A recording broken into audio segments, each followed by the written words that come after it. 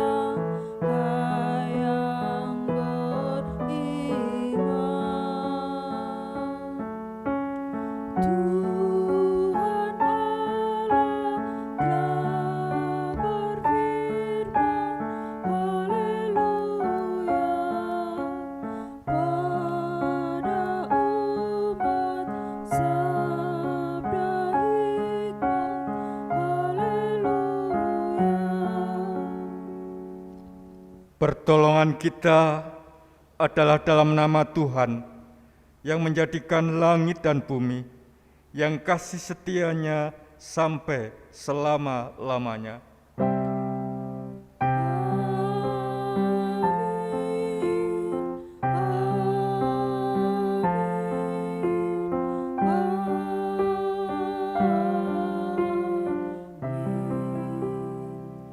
Kasih karunia dan damai sejahtera dari Allah Bapa kita dan dari Tuhan Yesus Kristus menyertai saudara sekalian. Dan menyertai saudara juga. Karena itu, saudara-saudara, demi kemurahan Allah aku menasihatkan kamu, supaya kamu mempersembahkan tubuhmu sebagai persembahan yang hidup, yang kudus, dan yang berkenan kepada Allah. Itu adalah ibadahmu yang sejati. Janganlah kamu menjadi serupa dengan dunia ini, tetapi berubahlah oleh pembaharuan budimu, sehingga kamu dapat membedakan manakah kehendak Allah, apa yang baik, yang berkenan kepada Allah, dan yang sempurna. Bersama-sama kita memuji Tuhan dari Kidung Jemaat 53 bait yang kedua.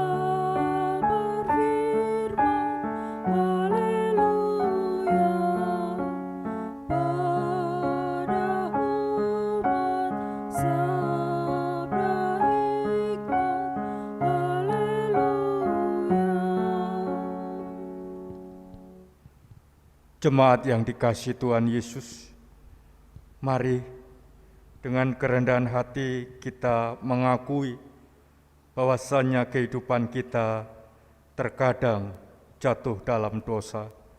Kita bersama-sama menyatakan pengakuan kita dalam doa. Tuhan Yesus, Tuhan yang sungguh teramat baik bagi kehidupan kami. Pagi ini ya Tuhan, di saat kami menghayati perjumpaan dengan Tuhan dalam ibadah ini, kami disadarkan bahwasanya kami seringkali jatuh dalam kehidupan yang tidak berkenan di hadapan Tuhan. Seringkali kami melakukan perkataan, perbuatan yang mungkin menyakiti hati Tuhan dan sesama kami, yang tidak kami sadari maupun kami sadari. Sehingga kami melakukan kehidupan dosa. Karena itu ya Tuhan, kami memohon ampun. Kami memohon ampun mengecewakan Tuhan. Di sisi yang lain kami juga percaya kasih Tuhan yang tidak terbatas, ruang dan waktu bagi kami, berkenan mengampuni setiap kami. Di dalam Kristus Yesus Tuhan kami berdoa. Amin. Kita kuatkan pengakuan dosa kita dengan nyanyian penyesalan dari Kidung Jemaat 33, bait yang pertama, Suaramu ku dengar.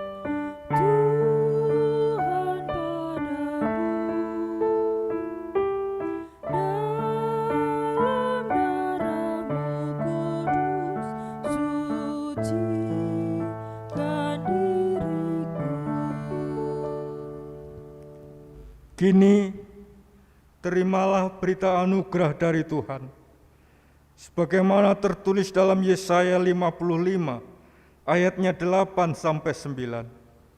Sebab rancanganku bukanlah rancanganmu, dan jalanmu bukanlah jalanku. Demikianlah firman Tuhan. Seperti tingginya langit dari bumi, demikianlah tingginya jalanku dari jalanmu, dan rancanganku dari rancanganmu. Demikianlah berita anugerah dari Tuhan. Syukur kepada Allah. Kita nyanyikan Kidung Jemaat 370 bait 1. Ku mau berjalan dengan juru selamatku.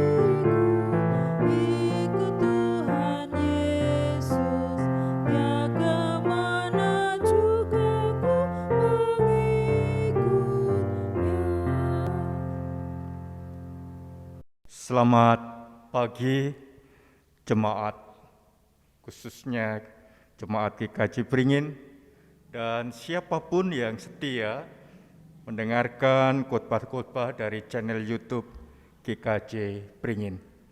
Pagi ini Minggu 11 Juli 2021 Kita akan bersama-sama mendengarkan khotbah dengan sebuah tema setia pada kehendaknya. Namun demikian, mari sebelum kita mendengarkan, kita bersama-sama berdoa. Mari kita berdoa. Segala puji, hormat, dan syukur kami naikkan ya Tuhan.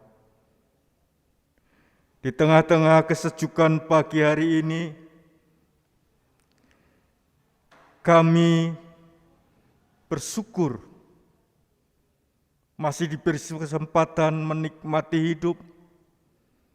Kami bersyukur masih diberi kesempatan memuji, memuliakan nama Tuhan dengan beribadah di rumah kami masing-masing. Kini tiba saatnya ya Tuhan, kami membuka diri kami, hati dan pikiran kami untuk mendengarkan sapaan Tuhan lewat pemberitaan firman.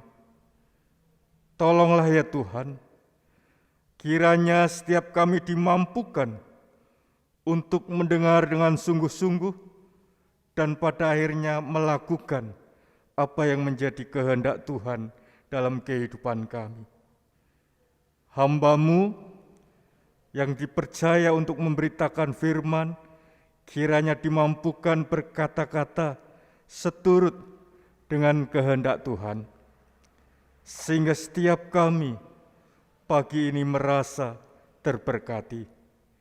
Di dalam Kristus Yesus Tuhan kami berdoa. Amin. Saudara-saudara yang dikasihi Tuhan, mari kita akan bersama-sama membuka Injil Markus. Dari bacaan leksionari, saya secara khusus berfokus pada Injil Markus, pasalnya yang ke-6, ayatnya 14 sampai 29. Markus 6 ayat 14 sampai 29. Yohanes Pembaptis dibunuh.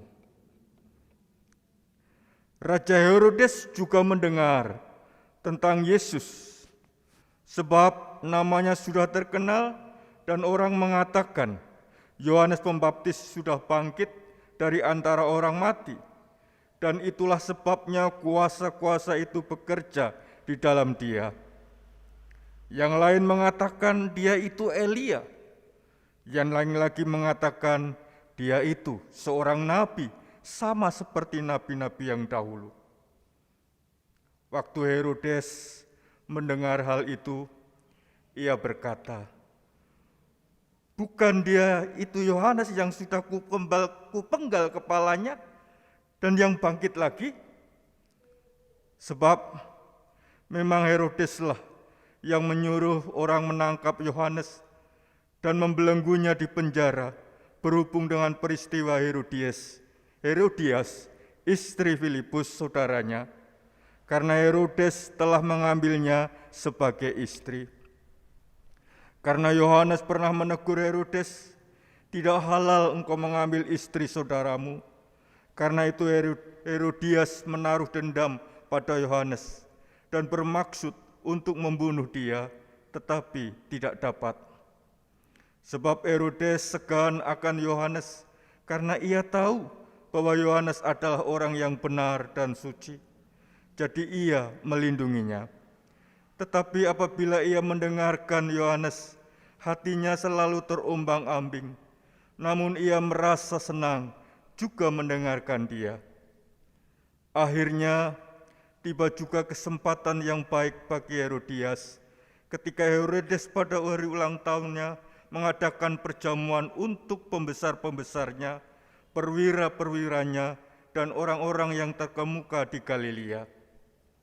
Pada waktu itu, anak perempuan Herodias tampil lalu menari, dan ia menyukakan hati Herodes dan tamu-tamunya. Raja berkata kepada gadis itu, "Minta daripadaku apa saja yang kau ingini, maka akan kuberikan kepadamu." Lalu bersumpah kepadanya, "Apa saja yang kau minta akan kuberikan kepadamu, sekalipun setengah dari kerajaanku." Anak itu pergi dan menanyakan ibunya, "Apa yang harus kuminta?" Jawabnya, "Kepala Yohanes Pembaptis." Maka cepat-cepat ia pergi kepada raja dan meminta, "Aku mau supaya sekarang juga engkau berikan kepadaku kepala Yohanes Pembaptis di sebuah talam."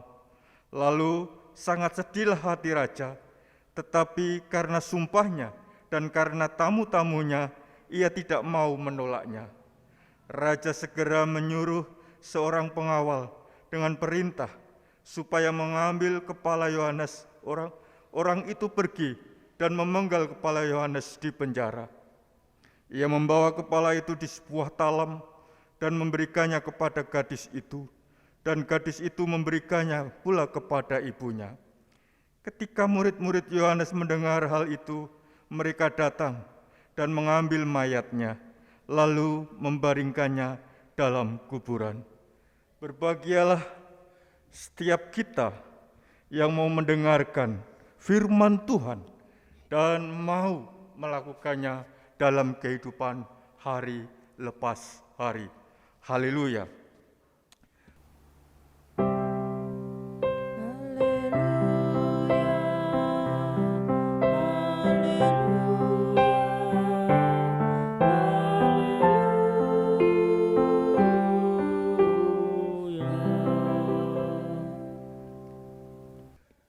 Bapak, Ibu, dan saudara-saudara yang dikasihi Tuhan, tema pagi ini sungguh sangat menarik bagi setiap kita orang percaya.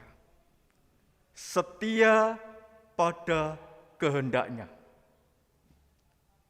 Saya akan mengawali khotbah pagi ini dengan satu statement atau pernyataan yang tidak bisa dipungkiri oleh setiap kita. Bahwasanya manusia seringkali menjalani hidup dengan mengandalkan pemikiran dan keinginan-keinginan yang ia miliki. Bahkan berpusat pada kehendaknya dengan dan cara atau apapun yang bisa dilakukan untuk mewujudkannya. Jadi, dalam diri manusia itu ada keinginan, ada kehendak yang secara esensial berbeda tipis sama-sama untuk mewujudkan apa yang menjadi keinginannya atau menjadi kehendaknya. Seringkali hanya pikiran yang diandalkan, kedagingannya yang diandalkan. Dan itulah yang terjadi dalam diri keluarga Raja Herodes. Sebagaimana tertulis di dalam Injil Markus 6 ayatnya 14 sampai 29. Kalau kita perhatikan bersama-sama, ada dua sisi yang menarik antara apa yang dilakukan Yohanes Pembaptis dan apa yang dilakukan keluarga Raja Herodes. Kita tahu Yohanes Pembaptis dalam perikop ini diceritakan melaksanakan tugas perutusannya, mewartakan pertobatan, mewartakan supaya ada kehidupan yang benar di mata Allah.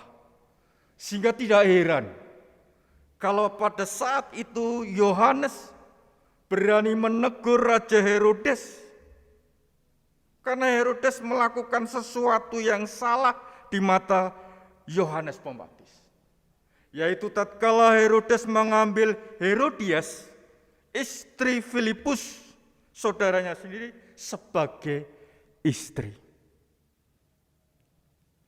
Rupanya apa yang dilakukan oleh Yohanes ini membuat tersinggung Herodias, meskipun Raja Herodes sendiri bisa memaklumi, bahkan paham apa yang dikatakan oleh Yohanes itu sebetulnya benar. Yohanes menginginkan, memiliki kehendak supaya Raja Herodes hidup benar. Dan sejatinya sebetulnya Raja Herodes bisa menerima apa yang menjadi pandangan dan keinginan Yohanes itu. Hal itu terbukti dia sendiri merasa terombang-ambing dan sangat senang mendengarkan apa yang dikatakan oleh Yohanes. Tetapi semua itu dikalahkan oleh apa yang menjadi keinginan, apa yang menjadi kehendak Herodias. Ego, kepentingan diri sendiri yang ada dalam hati Herodias membuat dia ingin mewujudkannya, yaitu membunuh Yohanes. Kemudian narasi yang ada dalam perikop ini lewat orang lain, akhirnya Herodias dapat mewujudkan egonya, mewujudkan apa yang menjadi keinginannya, yaitu membunuh Yohanes Pembaptis. Dari sini nampak bahwa keluarga Raja Herodes dikuasai oleh keinginan kemanusiaannya yang negatif, yang membawa pada hal yang buruk. Kehendak-kehendak yang membawa kehidupan yang buruk itu terbukti tatkala keinginan Herodias itu diwujud nyatakan. Saudara-saudara yang dikasihi oleh Tuhan Yesus Kristus, kalau kita perhatikan, belajar dari peristiwa yang terjadi dalam diri Yohanes Pembaptis dan keluarga Raja Herodes, ada dua hal yang menjadi catatan saya di sini. Yang pertama, memang manusia memiliki kehendak bebas. Manusia memiliki keinginan yang bebas dalam dirinya. Tetapi jangan lupa bahwa dalam keinginan bebasnya itu, dalam kehendak bebasnya itu masih dalam kontrol Allah, di mana manusia harus mempertanggungjawabkan. Jadi kehendak bebas manusia itu dibatasi oleh kehendak Allah. Hal ini terbukti yang pertama tatkala Yohanes berani mewujud nyatakan apa yang menjadi kehendak Allah agar manusia hidup benar di hadapannya. Dia menegur Raja Herodes. Kemudian peristiwa ini juga hendak menunjukkan bahwa kehendak Allah menunjukkan bahwa ia berdaulat atas umatnya. Jadi manusia harus paham. Kehendak Allah itu menunjukkan manusia harus tunduk pada perintah atau ketetapan-ketetapan Allah bagi umatnya. Jadi ini dilema sekali kalau diperhatikan. Dalam diri manusia satu sisi dia memiliki kehendak bebas, keinginan bebas, tetapi tetap dalam kendali dan kontrol Allah. Dan bagi kita, orang beriman, bagi kita orang percaya, berkewajiban merespon apa yang menjadi kehendak Allah. Bahkan tidak bisa ditawar.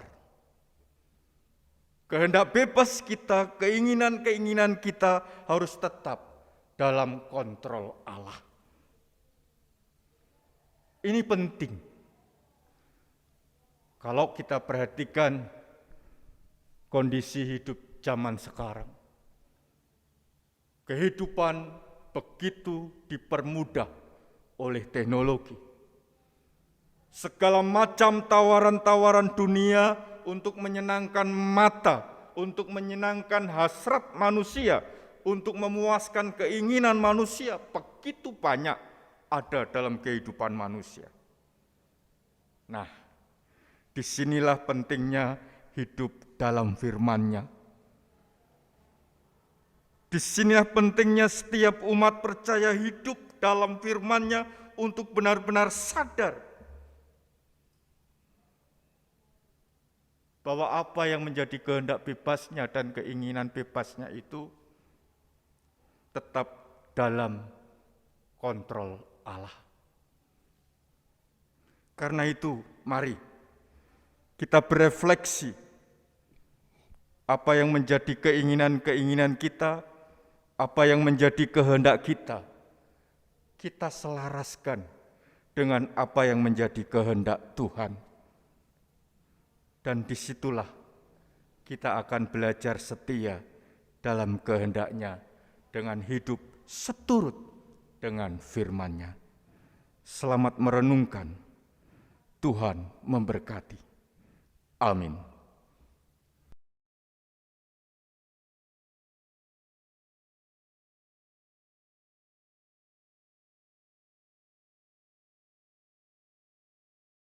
Marilah kita bersama dengan umat Allah di masa lalu, masa kini, dan masa depan memperbaharui iman percaya kita menurut pengakuan iman rasuli dengan pujian Kidung Jemaat 280 bait pertama dan sampai yang ketiga.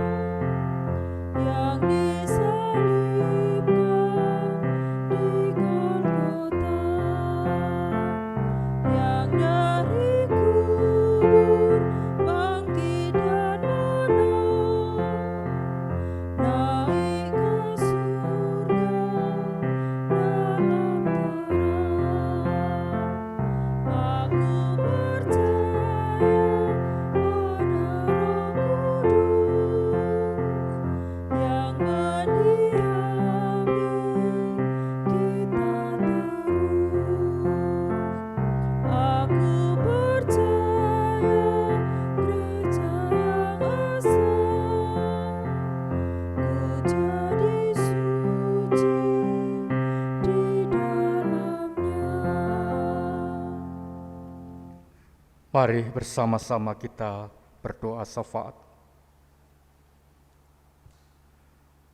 Tuhan yang sungguh teramat baik bagi kami. Di tengah-tengah kami menyatakan rasa syukur kami. Di tengah-tengah kami boleh merasakan lawatan Tuhan dan perjumpaan dengan Tuhan dalam ibadah pagi ini. Kami berseru, ya Tuhan, lihatlah bangsa dan negara kami. Sampai hari ini masih begitu sulit menghadapi situasi yang teramat berat ini. Dampak dari COVID-19. Kami merasa miris, ya Tuhan. Begitu banyak nyawa melayang, begitu banyak orang menderita baik sakit maupun secara ekonomi, bahkan kehilangan pekerjaan, bahkan sulit mencari pekerjaan. Semua dampak dari pandemi COVID-19 ini, ya Tuhan. Tak henti-hentinya kami tetap berseru kepada Tuhan, memohon belas kasih Tuhan. Berkati para pemimpin kami di dalam upaya mereka mengatasi situasi yang sulit ini, sehingga tetap bisa menjadi tempat untuk masyarakat meminta pertolongan, masyarakat merasa ada yang mengayomi dalam kehidupan mereka. Kami serahkan, ya Tuhan, para pemimpin kami baik yang di pusat sampai daerah ke dalam tangan kuasa yang dari Tuhan. Mendoakan setiap rumah sakit yang ada saat ini, para tenaga kesehatan yang berjibaku berjuang untuk membantu dan menolong mereka yang terpapar COVID-19. Berilah mereka kekuatan, beri mereka semangat untuk memberi yang terbaik pada setiap pasien yang saat ini membutuhkan rawatan mereka. Tuhan, kami juga mendoakan untuk gereja kami yang juga tidak terlepas dari situasi yang sulit ini. Biarlah Tuhan juga berkati setiap jemaat, setiap keluarga dalam pergumulan-pergumulan mereka. Mereka tetap merasa yakin dan percaya Tuhan hadir dalam kehidupan mereka. Tuhan hadir dalam keluarga mereka, sehingga mereka boleh menjalani hidup, merasa ada yang mendampingi, merasa ada yang memberi kekuatan, ada harapan di dalam Tuhan. Hamba-Mu juga mendoakan yang saat ini sedang sakit, apapun keadaannya, kami percayakan ke dalam kasih dan pertolongan yang dari Tuhan. Tuhan, kami juga mendoakan para pelayan Tuhan di gereja kami, baik anggota majelis, pendeta emeritus, dan siapapun yang terlibat dan ambil bagian dalam kehidupan gereja kami. Berikan mereka kekuatan, berikan mereka kesukacitaan untuk memberi yang terbaik lewat gereja-Mu ini. Kami percaya Tuhan tidak tinggal diam. Tuhan memberkati kehidupan gereja ini untuk bersaksi di tengah-tengah masyarakat di mana Tuhan tempatkan kami. Pada akhirnya, ya Tuhan, kami hendak mengakhiri doa kami sebagaimana Tuhan Yesus ajarkan pada kami. Bapa kami yang di surga, dikuduskanlah nama-Mu, datanglah kerajaan-Mu, jadilah kehendak-Mu di bumi seperti di surga. Berikanlah kami pada hari ini makanan kami yang secukupnya, dan ampunilah kami akan kesalahan kami, seperti kami juga mengampuni orang yang bersalah kepada kami. Dan janganlah membawa kami ke dalam pencobaan, tetapi lepaskanlah kami daripada yang jahat. Karena Engkau-lah yang punya kerajaan dan kuasa dan kemuliaan sampai selama-lamanya. Amin. Persembahan yang kita haturkan dalam kebaktian ini, kita dasari dengan firman Tuhan, sebagaimana yang tertulis dalam Roma 11 ayatnya yang ke-36. Sebab segala sesuatu adalah dari Dia, dan oleh Dia, dan kepada Dia. Bagi Dialah kemuliaan sampai selama-lamanya. Kita nyanyikan Kidung Jemaat 367, bait yang pertama, Padamu Tuhan dan Allahku. Ku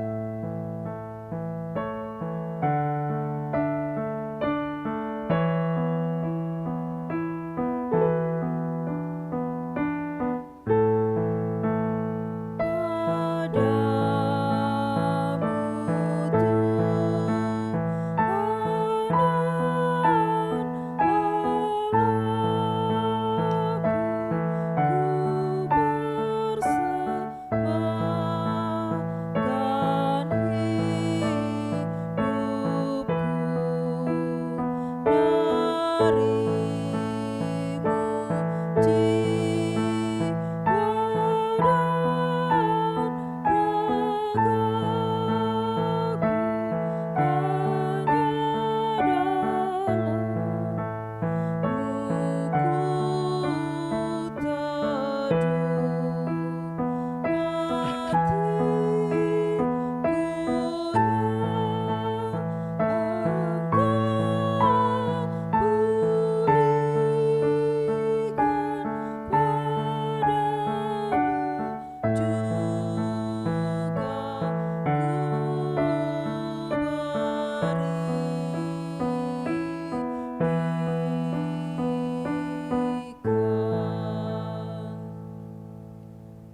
Tuhan, kembali kami menghadap. Perkenankan kami mewujud nyatakan rasa syukur kami dalam ibadah ini dengan memberikan persembahan sebagai rasa syukur atas berkat yang boleh kami nikmati dari Tuhan. Kami sadari tidak sebanding dengan apa yang telah kami terima. Kiranya Tuhan berkenan memakai lewat kehidupan gereja kami. Kiranya Tuhan berkenan memampukan setiap orang yang dipercaya mengelola dengan penuh tanggung jawab, sehingga nama Tuhan dimuliakan. Di dalam Kristus Yesus Tuhan kami, doa ini kami naikkan. Amin. Bersama-sama kita nyanyikan Kidung Jemaat 369A bait 1, Ya Yesus, ku berjanji.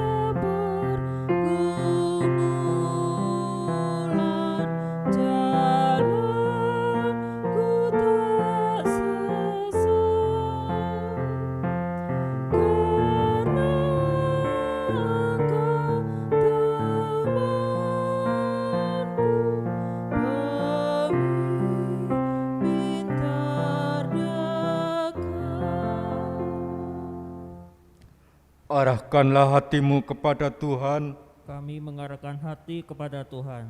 jadilah saksi Kristus, Syukur kepada Allah, terpujilah Tuhan. kini dan selamanya. Tuhan memberkati saudara dan melindungi saudara. Tuhan menyinari saudara dengan wajah-Nya dan memberi saudara kasih karunia. Tuhan menghadapkan wajah-Nya kepada saudara dan memberi saudara damai sejahtera. Amin.